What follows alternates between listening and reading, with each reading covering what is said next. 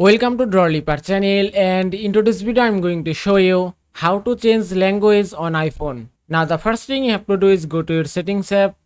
Now from here scroll down, then go to general.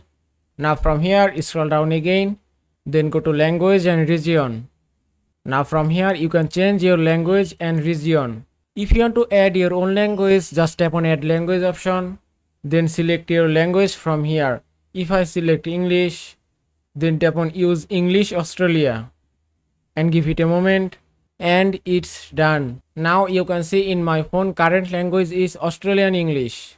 Also if you tap on region, now from here you can change your region. Also if you want to go back UK English again, just tap here, then tap on UK English, then tap on use English UK and give it a moment again, and it's changed. And that is how you can change language on iPhone. I hope this video was helpful. If it was, please give it a thumbs up and don't forget to subscribe.